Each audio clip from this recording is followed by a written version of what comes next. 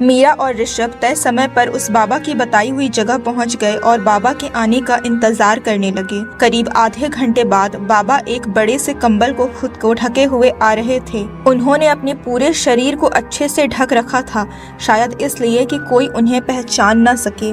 बाबा उनके पास पहुंच गए और फिर उन दोनों को लेकर एक कोने की जगह में खड़े हो गए जहां उन्हें कोई देख न पाए।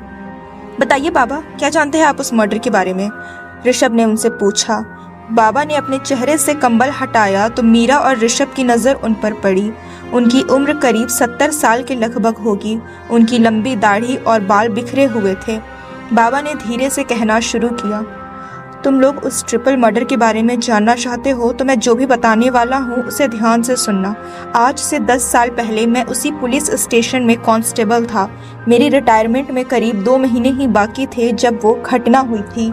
उस अनाथालय की करीब 20 बच्चियां अचानक गायब हो गई और फिर वहां ट्रिपल मर्डर हो गया जिसमें श्वेता को फंसा दिया गया। उस बच्ची ने वो खून नहीं किए थे, लेकिन उस छोटी लड़की और अनाथालय के केयरटेकर की गवाही के बाद उसे उम्र कैद की सज़ा हो गई। उसके भाई ने बहुत कोशिश की उसे बचाने की, लेकिन कुछ दिनों बाद वो भी गायब हो गया। मैंने देखा था उसकी आंखों में वो कातिल हो ही नहीं सकती थी, लेकिन हालातों ने उसे मुजरिम साबित कर दिया और असली कातिल बच गए। मैंने जब उसे इंसाफ दिलाने की कोशिश की तो मेरे परिवार को मारने की धमकी दी गई। उस वक्त मैं उसके लिए कुछ नहीं कर सका, लेकिन अब मुझे लग रहा है कि शायद तुम दोनों उसे बचा सकते हो। जब मीरा और ऋषभ ने उनकी बातें सुनी तो दोनों का दिमाग घूम गया। वो दोनों तो श्वेता को कातिल समझने लगे थे, पर वो असली कातिल थी ही नहीं और असली कातिल तो आज भी कहीं चैन से जिंदगी जी रहा था। तो फिर असली कातिल कौन है?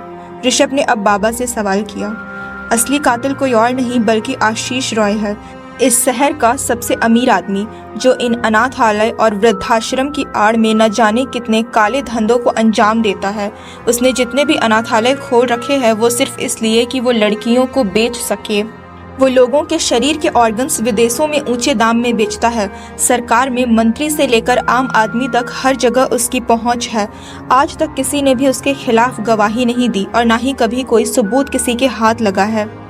तुम लोग पुलिस स्टेशन गए थे ना, तब उसके आदमी तुम्हारे पीछे लग गए होंगे, इसीलिए अब तुम लोग संभल कर रहना। आशीष रॉय की सच्चाई सुनकर मीरा एकदम से जमीन पर बैठ गई। उसे भी अनाथालय के बच्चों की याद आने लगी जो अचानक कम हो गए थे। ऋषभ ने मीरा को संभाला और बाबा से सवाल किया, पर बाबा श्वेता कहाँ है अभी? मतलब उसे कहाँ रखा गया है? श्वेता को नासिक के जेल में बहुत ही कड़े पहरे में रखा गया है और कोई भी उससे नहीं मिल सकता, बाबा ने जवाब दिया। लेकिन अगर हम उससे मिल नहीं पाएंगे तो हमें सच कैसे पता चलेगा? आखिर उस दिन जो कुछ भी हुआ था वो केवल वही बता सकती है, ऋषभ ने परेशानी से कहा। मुझे नहीं लगता वो अब कुछ भी बोलेगी, मतलब उसने उस वक्त भी अपनी सफाई में एक शब्द नहीं कहा था। खैर, फिर भी एक इंसान है जो तुम्हारी मदद कर सकता है, बाबा ने कहा। कौन बाबा? ऋषभ ने सवाल किया। बाबा ने अपने पास से एक कार्ड निकालकर उसे दे दिया। ऋषभ ने कार्ड हाथ में लिया और उस पर लिखे शब्दों को जोर से पढ़ा। रिपोर्टर सुरभि? ये कौन है और ये भला हमारी मदद क्यों करेंगे? ऋषभ ने बाबा से पूछा। रिपोर्टर सुरभि मुंबई के सबसे बड़े न्यूज़ चैनल RTV में रिपोर्टर है और उससे भी बड़ी बात ये कि ये मयंक की मंगेतर भी है। मयंक के जाने के बाद इन्होंने शादी नहीं की और आज भी आशीष रॉय के खिलाफ सबूत ढूंढने में लगी हुई है और श्वेता के पास जाने के लिए एक यही है जो तुम्हारी मदद कर सकती है, लेकिन इनसे मिलना बहुत मुश्किल है क्योंकि ये जल्दी से किससे भी नहीं मिलती। बाबा ने ऋषभ के सारे सवालों का जवाब एक साथ दे दिया। ओके, वो सब आप मुझ पर छोड़ दीजिए, अभी हम चलते हैं, ऋषभ ने कहा और मीरा को लेकर वहां से चलने लगा। सुनो, अपना ध्यान रखना और बहुत ही संभल कर जाना। रॉय के आदमी तुम दोनों का पीछा कर रहे हैं, हो सके तो सुरभि से भेस बदल कर मिलना, बाबा ने कहा और दूसरी तरफ चले गए। इधर ऋषभ और मीरा दोनों गाड़ी में आकर बैठ गए। गाड़ी मीरा चला रही थी। उसने गाड़ी के साइड मिरर में देखा तो पीछे एक गाड़ी उनका पीछा कर रही थी। मीरा ने गाड़ी की स्पीड तेज की और गाड़ी को पूरे रोड में चारों तरफ घुमा घुमा कर चलाने लगी, जिससे उसके पीछे वाली गाड़ियों में डिस्टर्बेंस हुआ और पीछा करने वाली गाड़ी एक पेड़ में भिड़ गई। ऋषभ मीरा की इस हरकत को देखकर हंस दिया, लेकिन जब उसने उसकी आंखें देखी तो कुछ पल के लिए वो डर ही गया। वो मीरा नहीं, कोई और ही थी। मीरा ने ऋषभ को उसके फ्लैट पर ड्रॉप किया और फिर घर आ गई। मीरा ने जैसे ही गाड़ी पार्किंग में लगाई और दरवाजे से एंटर हुई, उसे एक जोर का झटका महसूस हुआ। ऐसा लगा जैसे अभी अभी कोई उसके शरीर से बाहर निकला हो। वो जैसे ही गिरने लगी कि 2 मजबूत हाथों ने उसे संभाल लिया। उसने सर ऊपर करके देखा तो ये उसके पापा थे। अपने पापा को देखकर मीरा मुस्कुरा दी। आराम से बेटा, समर ने मीरा को संभालते हुए कहा। हाँ पापा, इतना कहकर मीरा संभल कर खड़ी हो गई। जाओ फ्रेश हो जाओ, डिनर तैयार है, उसकी माँ ने कहा जो डाइनिंग टेबल पर खाना लगा रही थी। हाँ मम्मा अभी आई, मीरा ने कहा और अपने रूम की तरफ बढ़ गई। पता नहीं हमारी बेटी को क्या हो गया है, आजकल हमसे बात ही नहीं करती, पूजा ने अपनी चिंता जाहिर की। तुम खामखा परेशान हो रही हो, इस उम्र में अक्सर बच्चों के साथ ऐसा होता है, उनके नए दोस्त बनते हैं तो घर वालों की इतनी याद नहीं आती, समर ने कहा और खाना खाने लगे। अच्छा सुनिए, मुझे आपसे कुछ बात करनी थी मीरा के बारे में, पूजा ने कहा। यही ना कि मीरा एक लड़के को पसंद करती है, क्या नाम है उसका, ऋषभ, तो इसमें दिक्कत क्या है, बहुत प्यारा लड़का है, समर ने कहा। तो पूजा उसे आश्चर्य भरी नजरों से देखने लगी। इसमें इतने हैरान होने की कोई बात नहीं है, बाप हूँ मैं उसका, तो इतना तो अपनी बेटी के बारे में पता ही रखता हूँ मैं, समर ने कहा और फिर खाना खाने लगे। पूजा आगे कुछ बोलती उससे पहले मीरा उतर कर नीचे आ गई और डाइनिंग टेबल पर खाने के लिए बैठ गई।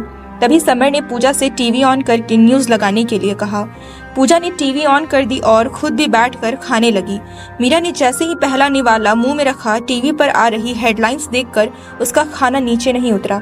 टीवी पर हेडलाइंस चल रही थी। आज दोपहर मुंबई के मशहूर डॉक्टर जिन्होंने पैरेलल लाइफ पर किताब लिखी थी, राजीव नायर, उनकी किसी ने गोली मारकर हत्या कर दी। कातिल ने अपने पीछे कोई भी सुराग नहीं छोड़ा है। मीरा के मुंह से अचानक चीख निकल गई। डॉक्टर नायर! समर और पूजा दोनों मीरा की तरफ देखने लगे, जिसका पूरा ध्यान टीवी के स्क्रीन पर था। तुम डॉक्टर नागर को कैसे जानती हो? पूजा ने सवाल किया। मीरा ने पूजा की बात पर ध्यान नहीं दिया। उसका पूरा ध्यान तो टीवी के स्क्रीन पर चल रही बातों में था, जिसमें आगे लिखा था, मारने से पहले कातिल ने सीसीटीवी कैमरा भी तोड़ दिया जिससे कोई सबूत न बचे। पूजा ने अब मीरा को पकड़कर हिलाया तो उससे पूजा की बातों का ध्यान आया। मीरा ने बात बदलते हुए पूजा से कहा, अरे माँ, इन्होंने वो किताब लिखी थी ना पैरेलल लाइफ, बस वही पढ़ी थी मैंने और उससे ही जानती हूँ।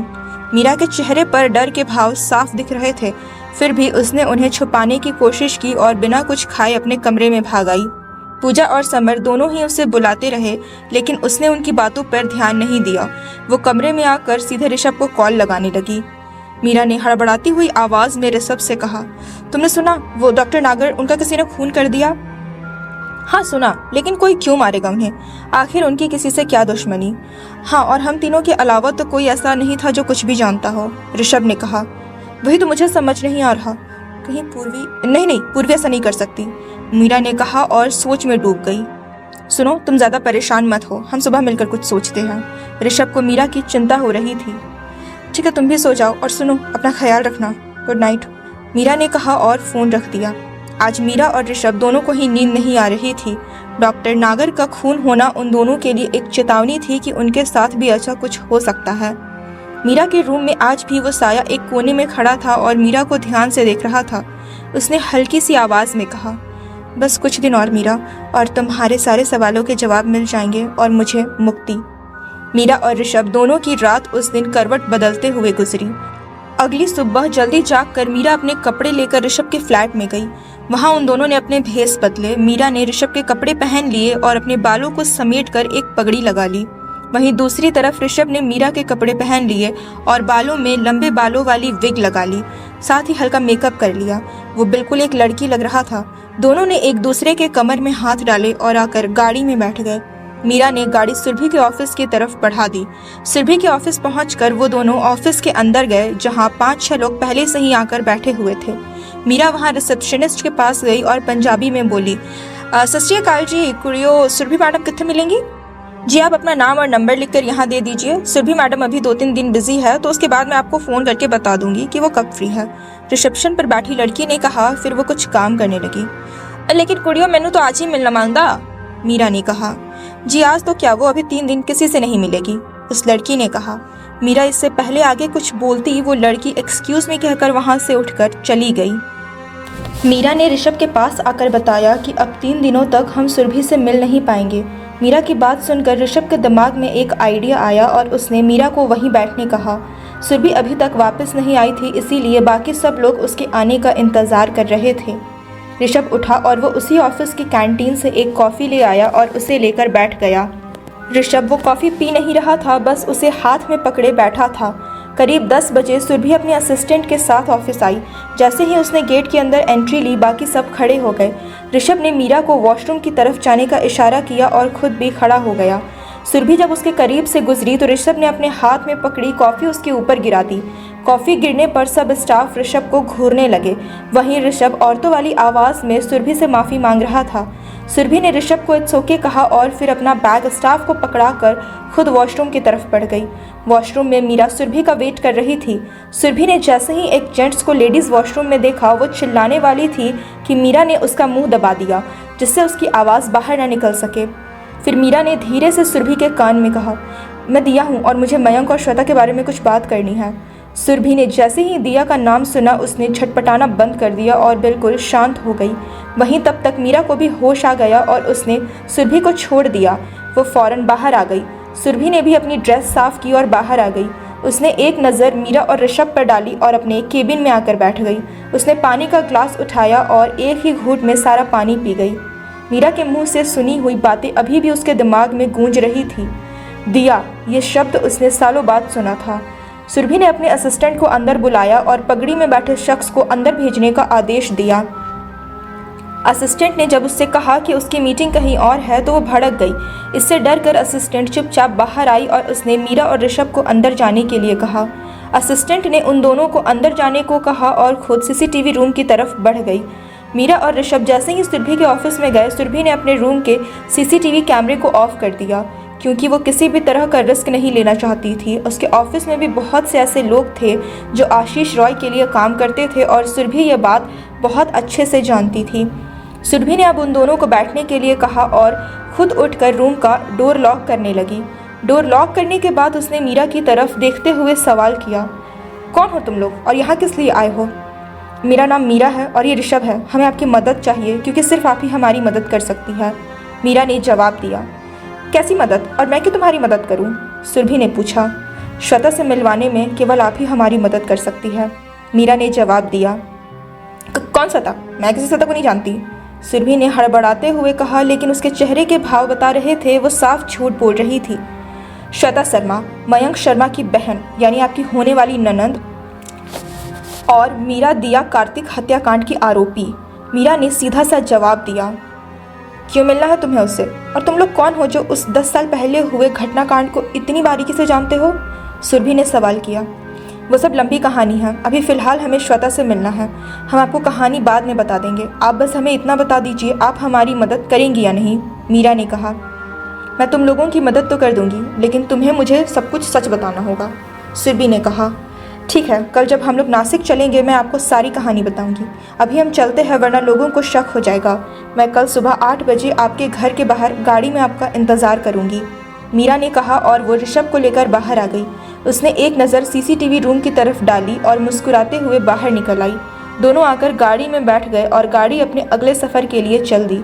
वहीं दूसरी तरफ सुरभि के सीसीटीवी रूम में आग लग गई थी और उस आग में जलकर उसके असिस्टेंट की मौत हो गई। पूरे ऑफिस में अफरा तफरी का माहौल था।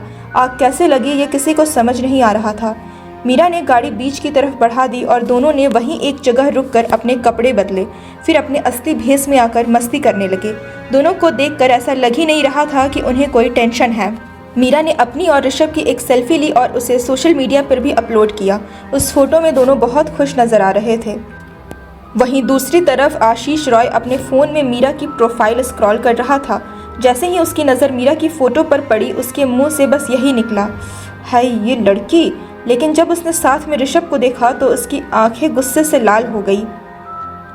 अगले दिन सुबह तय समय पर ऋषभ और मीरा सुरभि के घर के सामने आ गए। आज भी उन दोनों ने अपना भेस बदल रखा था। ऋषभ ने एक औरत का भेस बना रखा था जिसने लंबा घूंघट ओढ़े रखा था, वहीं मीरा एक लड़के के भेस में थी। दोनों का भेस कल की तरह बिल्कुल भी नहीं था। करीब 8 बजे के लगभग सुरभि अपने घर से बाहर आई। उसने एक नज़र अपने आसपास डाली और फिर गाड़ी के पीछे वाली सीट खोलकर गाड़ी में बैठ गई और गाड़ी चलाने को कहा। मीरा ने गाड़ी आगे बढ़ा दी। गाड़ी में कुछ देर के लिए खामोशी पसर गई। फिर सुरभि ने मीरा से सवाल किया, तुमने बताया नहीं क्यों तुम उस केस के बारे में जानना चाहती हो?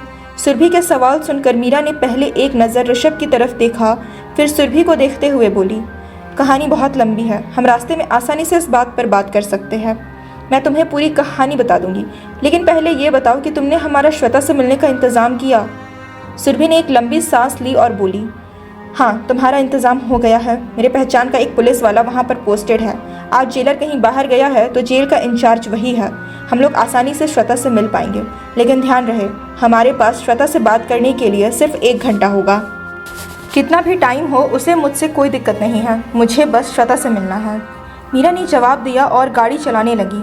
गाड़ी में एक बार फिर खामोशी छा गई। गाड़ी में उन तीनों के अलावा कोई और भी था जो श्वेता से मिलने के लिए उत्साहित था। उसकी आंखों में आंसू थे और उसे 10 साल पुरानी बातें याद आ रही थी। कुछ देर शांत रहने के बाद सुरभि ने मीरा से सवाल किया, अब बताओ आखिर क्यों मिलना चाहते हो तुम लोग श्वेता से, और क्या रिश्ता है तुम्हारा उन लोगों से। मीरा लगातार सामने देख रही थी। उसकी आंखों में अचानक से आंसू भर आए। ऋषभ ने किसी तरह उसे संभाला और बोला, हमारा उनसे कोई रिश्ता नहीं है। अरे हम तो जानते भी नहीं थे कि 10 साल पहले यहाँ कुछ ऐसा हुआ था, लेकिन पिछले साल जुलाई से अचानक हमारी ज़िंदगी बदल गई। मुंबई में हुई उस भयंकर बारिश ने सारी मुंबई में तूफान मचा दिया, लेकिन सबसे ज़्यादा तूफान हमारी ज़िंदगी में आया। और फिर ऋषभ ने एक एक करके उसे सारी कहानी बता दी। ऋषभ की बात सुनने के बाद कुछ पल के लिए सुरभि भी हैरान हो गई। उसे यकीन नहीं हो रहा था कि वाकई इस दुनिया में ऐसा कुछ भी होता है। उसने पैरेलल लाइफ के बारे में पढ़ा तो था, लेकिन उसे यकीन नहीं हो रहा था। उसने तो डॉक्टर नागर को भी अपने एक शो में साइको कहा था।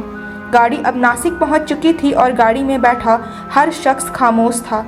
सुरभि तो अभी इसी सोच में थी कि क्या भगवान ने दोबारा से उसे एक मौका दिया है श्वेता को इंसाफ दिलाने का। 10 साल पहले वो जो नहीं कर पाई थी वो आज ये लोग करने जा रहे थे। थोड़ी देर के बाद गाड़ी नासिक के सेंट्रल जेल पहुंच चुकी थी। वैसे तो गाड़ी को जेल के अंदर ले जाने की मनाही थी, लेकिन सुरभि के रिपोर्टर होने की वजह से उसे आसानी से एंट्री मिल गई। गाड़ी से उतरकर सुरभि ने सीधे उसी पुलिस वाले को फ़ोन किया जिससे उसने बात की थी। थोड़ी देर बाद इंतज़ार के बाद पुलिस वाला वहां आया और सुरभि से बोला, देखिए आपके कहने पर मैं आपको उससे मिलवा तो सकता हूँ, लेकिन बहुत संभल कर, क्योंकि यहाँ चप्पे चप्पे पर सिक्योरिटी है और उससे मिलने वाले हर शख्स की जानकारी रॉय तक पहुँचती है। इसीलिए मैं तुम तीनों को जेल के खुफिया रास्ते से उस तक ले जाऊँगा। वहाँ पर सिक्योरिटी नहीं रहती, क्योंकि बहुत कम लोगों को ही वहाँ का पता है। ठीक है, जल्दी ले चलो, सुरभि ने कहा और उस पुलिस वाले के पीछे चलने लगी। ऋषभ और मीरा भी उसके पीछे हो लिए। कुछ देर तक चलने के बाद वो लोग एक मोड़ से मुड़ कर गए और उसके बाद वो एक अंधेरे रास्ते में प्रवेश कर गए। कुछ आगे चलने के बाद वो एक सेल में पहुंचे, लेकिन वहां आसपास की बाकी सारी सेल खाली थी। बस एक ही सेल थी जिसमें श्वेता थी। श्वेता जाली के उस तरफ थी और ये लोग इधर। पुलिस वाले ने सुरभि से कहा, ये लीजिए, मिल लीजिए, अब मैं चलता हूँ, 45 मिनट के बाद मैं वापस आऊँगा, तब तक आप लोगों को जो भी पूछना है पूछ सकते हैं। इतना कहकर वो पुलिस वाला वहाँ से चला गया। सुरभि ने हल्के से आवाज़ दी, श्वेता। एक करीब 30 साल की लड़की चेहरा दूसरी तरफ किए बैठी हुई थी। श्वेता का नाम सुनकर उसके शरीर में थोड़ी हलचल हुई, लेकिन कुछ देर बाद वो वापस से शांत हो गई। सुरभि ने वापस से आवाज़ लगाई, श्वेता। दोबारा से हलचल हुई और वो लड़की कौन कहते हुए पलटी।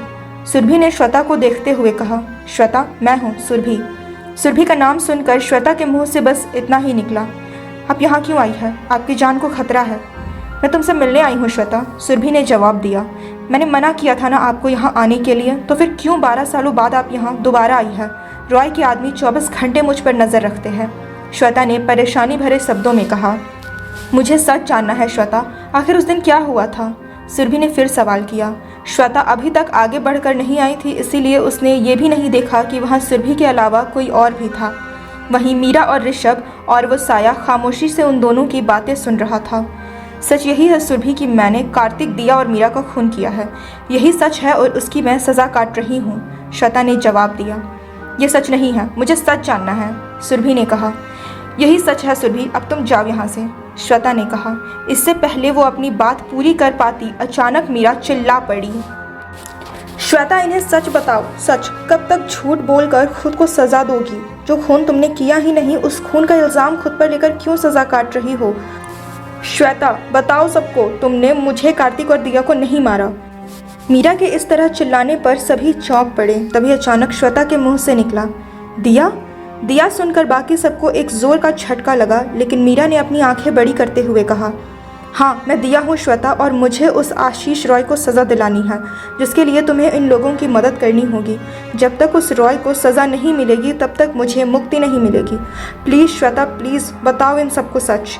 ऋषभ और सुरभि शॉक में खड़े थे। श्वेता उठकर जाली के पास आई और बड़े ध्यान से मीरा के चेहरे को देखने की कोशिश करने लगी। लेकिन यही लोग क्यों दिया, यह हमें इंसाफ क्यों दिलाएंगे? क्योंकि मीरा मेरा प्रारब्ध है, जो ज़िंदगी मैंने जी है वही मीरा जी रही है, और मैं नहीं चाहती जो मेरे साथ हुआ वो मीरा के साथ हो। दिया ने जवाब दिया। मीरा इस वक्त पूरी तरह दिया में बदल गई थी। मीरा, प्रारब्ध? तुम्हारे साथ जो हुआ वो मीरा के साथ ना हो। अब ये मीरा कौन है? मुझे कुछ भी समझ नहीं आ रहा, श्वेता ने लगभग असमझ बनते हुए कहा। तब सुरभि ने श्वेता को बताया कि जिसके शरीर में दिया है वही मीरा है, और उसने शॉर्ट में पूरी स्टोरी बता दी। सारी बातें सुनकर श्वेता को भी झटका सा लगा। फिर उसने मीरा के चेहरे को देखा जिसमें उसे मासूमियत दिखाई दी। तभी अचानक उसे 12 साल पहले की वो घटना याद आ गई, जिसे याद कर उसकी रूह कांप गई। ठीक है, मैं सब कुछ बताऊंगी, श्वेता ने कांपते होठों से कहा। इसके बाद श्वेता ने एक एक करके कई सारी बातें बताई जो किसी को पता नहीं थी।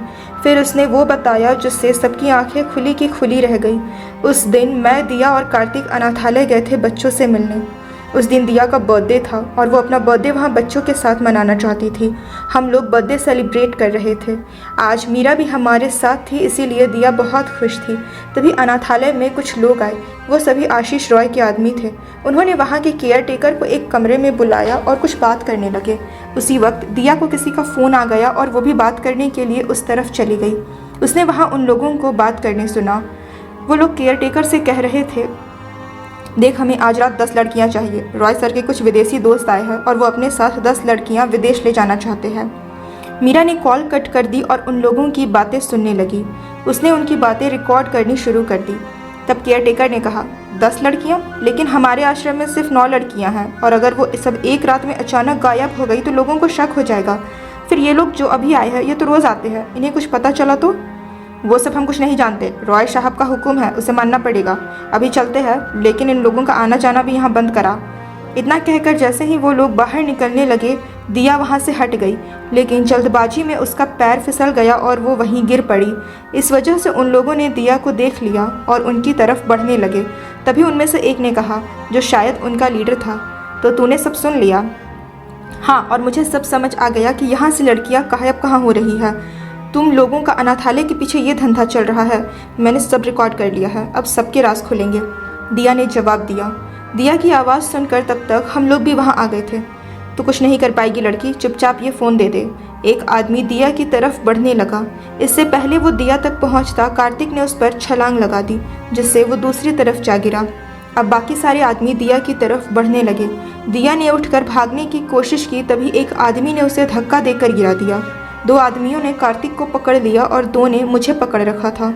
तभी उनके लीडर ने रॉय को कॉल किया और कहा, सर, एक लड़की ने हमारा वीडियो बना लिया है और उसके साथ एक लड़का और लड़की भी है, क्या करना है इनका?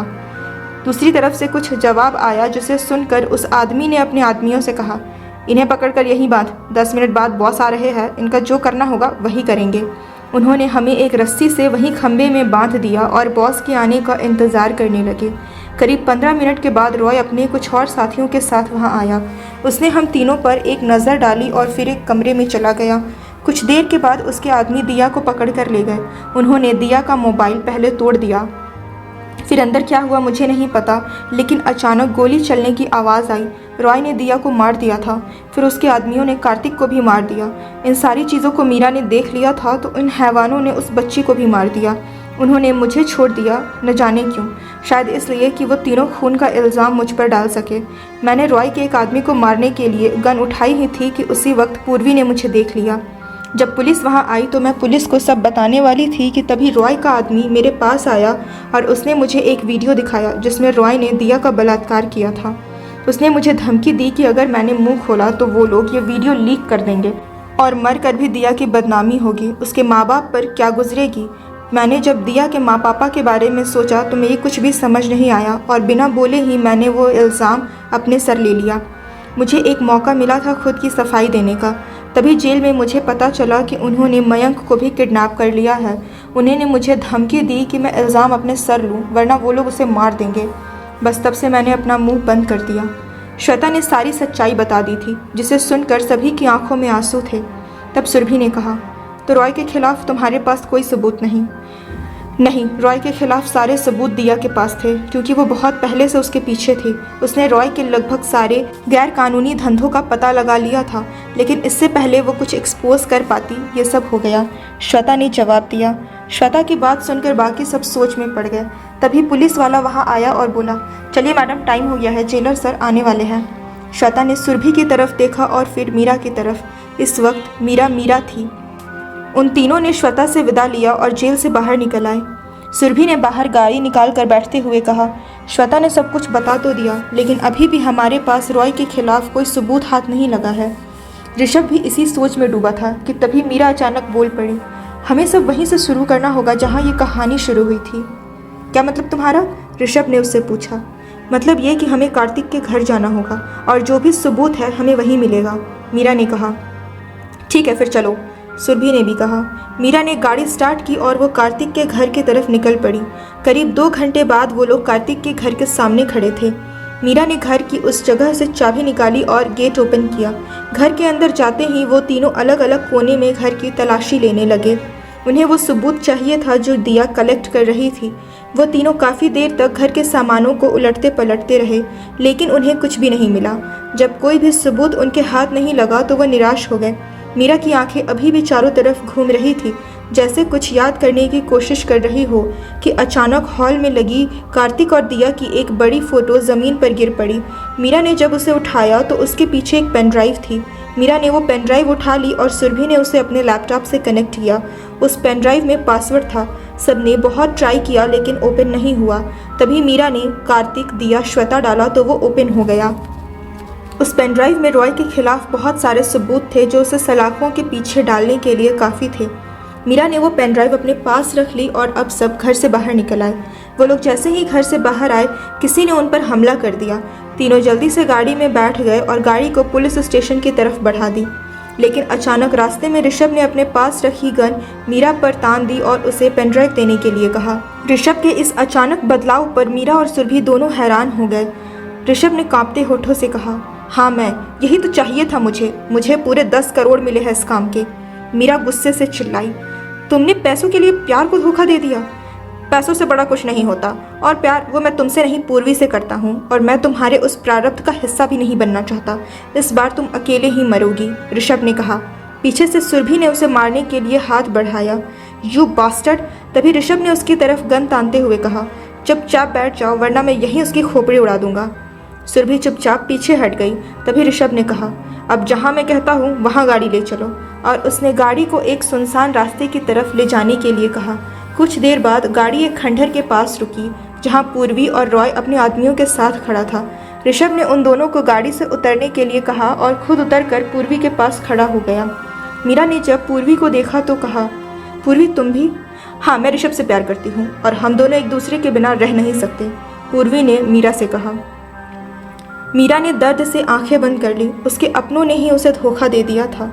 तभी रॉय ने मीरा से कहा, चुपचाप वो पेन ड्राइव मुझे दे दो। मैं तुम्हें नहीं दूंगी, वो सबूत है तुम्हारी बर्बादी का, मीरा ने चिल्ला कर कहा। रॉय ने अपने आदमियों को आगे बढ़कर उस पेन ड्राइव को लाने कहा। तभी मीरा ने झटके से पेन ड्राइव सुरभि की तरफ फेंक दिया और रॉय के आदमी को धक्का दे दिया। तो तुम लोग ऐसे नहीं मानोगे। राका, ज़रा इनके लिए सरप्राइज लाओ तो। कुछ देर के बाद एक आदमी वहाँ पर 3 लोगों को ले आया, जिन्हें देखकर मीरा के मुंह से निकला, माँ, पापा।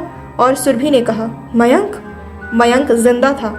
आज पूरे 10 सालों बाद सुरभि ने मयंक को देखा था। उसकी आंखों में आंसू आ गए। मयंक बहुत कमज़ोर और असहाय लग रहा था। रॉय ने दोबारा से कहा, वो पेन ड्राइव मुझे दे दो या फिर अपनों की मौत। ठीक है, तुम ले लो ये पेन ड्राइव, लेकिन इन तीनों को छोड़ दो, मीरा ने गिड़गिड़ाते हुए कहा। ठीक है, पहले पेन ड्राइव दो, रॉय ने कहा और अपने आदमी को पेन ड्राइव लाने के लिए भेजा। सुरभि ने उसे पेन ड्राइव दे दी। रॉय ने पेन ड्राइव लेकर उसे लैपटॉप में लगाकर चेक किया और फिर मीरा के पापा, मम्मी और मयंक को छोड़ने का आदेश दिया। रॉय ने उसे पेन ड्राइव को फॉर्मेट कर दिया। जैसे ही मीरा के माँ, पापा और मयंक सुरभि और मीरा के पास पहुंचे, रॉय ने अपने आदमियों से गोली चलाने के लिए कहा। सुरभि सबको लेकर गाड़ी के पीछे छिप गई। वहीं मीरा ने अपनी गाड़ी में रखी गन निकाल ली और वो भी क्रॉस फायरिंग करने लगी। रॉय ने चिल्लाते हुए कहा, तुम्हें क्या लगता है तुम लोग बच जाओगे? जिस तरह 10 साल पहले मैंने कार्तिक और दिया को मारा था, तुम लोग भी उसी तरह मरोगे। तब मीरा ने चिल्लाकर कहा, ये तुम्हारी गलतफहमी है रॉय, इस बार जीत रावण की नहीं होगी। तुझे क्या लगता है सिर्फ तू ही गेम खेल सकता है? बस 2 मिनट और उसके बाद तू और तेरे आदमी जेल की सलाखों के पीछे होंगे, वरना बाहर जनता तुझे मार डालेगी। क्या मतलब? मतलब ये कि तुमने जो भी किया है ना, उसके सारे काले कारनामों का चिट्ठा इस वक्त टीवी पर लाइव चल रहा है और पुलिस यहाँ पहुँचने ही वाली है, मीरा ने हंसते हुए कहा। इस वक्त मीरा नहीं बल्कि दिया थी। कैसे? अब रॉय की आवाज कांप रही थी। बाकी सब भी सख्ते में आ चुके थे। तभी सुरभि गाड़ी के पीछे से निकल कर आई और अपने गले में एक लॉकेट को दिखाते हुए बोली, ऐसे। उस लॉकेट में कैमरा फिट था। मैं ऐसे ही बेस्ट क्राइम रिपोर्टर थोड़ी हूँ, सुरभि ने कहा। तुम्हें क्या लगता है गेम खेलना सिर्फ तुम्हें आता है? एक गेम हमने भी खेल लिया। जिस दिन डॉक्टर नागर की मौत हुई उसी दिन मुझे ऋषभ पर शक हो गया था। फिर मैंने उसकी खोजबीन की और उसकी सच्चाई मुझे पता लग गई। मैंने और सुरभि ने गेम खेला। उस पेन ड्राइव को दूसरे फोल्डर में ट्रांसफर करके पहले ही हमने ऑनलाइन अपलोड कर दिया था। उसमें टाइमर सेट था। यू बास्टर्ड, मार दो इन सबको, रॉय ने चिल्लाते हुए ऑर्डर दिया। मीरा ने सुरभि से उसके माँ पापा और मयंक को वहां से ले जाने के लिए कहा और खुद रॉय के आदमियों पर गोली चलाती रही। सुरभि उन्हें वहां से लेकर निकल गई और अब केवल मीरा वहां बची थी। पुलिस भी लगभग पहुंच चुकी थी। पुलिस ने रॉय के सारे आदमियों को पकड़ लिया। पूर्वी और ऋषभ वहां से भागने की कोशिश करने लगे। इतने में मीरा ने अपनी आंखें बंद करते हुए एक गोली ऋषभ पर चला दी। वो बोली, प्यार में धोखा बर्दाश्त नहीं। गोली के लगते ही ऋषभ जमीन पर गिर पड़ा और कुछ देर बाद मर गया। मीरा नम आंखों से ऋषभ को देख रही थी। उसी वक्त पूर्वी ने गन उठाकर मीरा पर गोली चला दी, जिससे वो भी जमीन में गिर पड़ी। पूर्वी को पुलिस ने पकड़ लिया। रॉय को भी पुलिस ले गई। मीरा की नब्ज अभी चल रही थी, इसीलिए पुलिस उसे हॉस्पिटल ले गई, जहां डॉक्टर ने उसे मृत घोषित कर दिया। 1 महीने बाद रॉय को फांसी की सजा हुई थी और पूर्वी को उम्र कैद। श्वेता बेगुनाह साबित हुई और उसे जेल से रिहा कर दिया गया था। मयंक की हालत भी अब सही थी और सुरभि, मयंक और श्वेता मीरा के मम्मी पापा के साथ उसके घर पर रहने लगे। आज मीरा के घर को सजाया जा रहा था, शायद कोई फंक्शन था। तभी पूजा वहां आई और काम करने वाले आदमियों से कहा, अरे जल्दी जल्दी करो, सुरभि और मयंक बस आने ही वाले होंगे। जी मालकिन, उस आदमी ने कहा और फिर काम करने लगा। पूजा, थोड़ा तो सब्र करो, सुबह से काम में लगी हो, समर ने मीरा के पास आते हुए कहा। ऐसे कैसे सब्र करूं? आज पूरे 1 महीने बाद मीरा सही होकर घर आने वाली है। कितनी मुसीबतों के बाद तो खुशियां घर आई है। डॉक्टर ने उसे डेड घोषित कर दिया था, लेकिन भगवान के चमत्कार ने उसे बचा लिया, पूजा ने कहा। हाँ वाकई, मुझे भी यकीन हो गया कि भगवान है इस दुनिया में, समर ने कहा। फ्लैशबैक 1 महीने पहले। Sorry, she is no more, doctor ने जवाब दे दिया। समर, पूजा, सुरभि, मयंक सब हॉस्पिटल में आईसीयू के बाहर खड़े थे। सबकी आंखों से आंसू बह रहे थे। पूजा लगभग बेहोश थी और समर ने उसे संभाल रखा था। डॉक्टर ने बॉडी को पोस्टमार्टम के लिए भेजने के लिए कहा। वार्ड बॉय बॉडी को स्ट्रेचर पर डालकर आईसीयू से बाहर लाया और दूसरी तरफ ले जाने लगा। तभी अचानक मयंक का हाथ मीरा के हाथ से टच हुआ और अचानक बॉडी में जान आ गई। वार्ड बॉय ने जब यह देखा तो उसने डॉक्टर को बुलाया। डॉक्टर ने जब उसे चेक किया तो उसे भी आश्चर्य हुआ, क्योंकि मीरा की सांसें दोबारा चलने लगी थी। मीरा को दोबारा आईसीयू में ले जाया गया और उसका इलाज किया गया। डॉक्टर ने अब उसे खतरे से बाहर बताया, लेकिन 1 महीने तक हॉस्पिटल में रखने के लिए कहा। वर्तमान में पूजा अभी इन्हीं ख्यालों में थी कि गाड़ी बाहर आकर रुकी। समर और पूजा श्वेता के साथ बाहर की तरफ दौड़ पड़े। मीरा मयंक और सुरभि के साथ गाड़ी से उतरी। पूजा आरती की थाल ले आई और आरती करके उसे अंदर आने के लिए कहा। मीरा धीरे से अंदर आई और श्वेता के गले लग गई। वो अब केवल शक्ल से मीरा थी, लेकिन आत्मा उसमें दिया की थी, क्योंकि मीरा का मरना तय था और वो उसी दिन मर गई थी। उनका प्रारब्ध नहीं बदला था, बदली थी तो बस जिंदगी। मीरा के शरीर में दिया हो या मीरा, उसके घर वाले खुश थे, इतना काफ़ी था।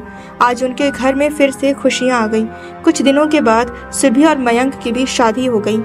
करीब 1.5 साल बाद आज सुरभि की एक बिटिया हुई, जिसका नाम मीरा ने दिया रखा और इस तरह उनका परिवार पूरा हो गया। तो दोस्तों, ये थी पैरेलल लाइफ की ये कहानी। साथ ही अगर आप इसी तरह की और भी थ्रिलर और हॉरर कहानियां सुनना चाहते हैं तो स्क्रीन पर शो हो रहे प्लेलिस्ट को क्लिक करना ना भूलें। साथ ही ऐसी ही कहानी आप और भी सुनना चाहते हैं तो चैनल को सब्सक्राइब करना ना भूलें। और अगर वीडियो पसंद आई, कहानी अच्छी लगी तो चैनल को जरूर सब्सक्राइब करें और वीडियो को लाइक करना ना भूलें। Thank you.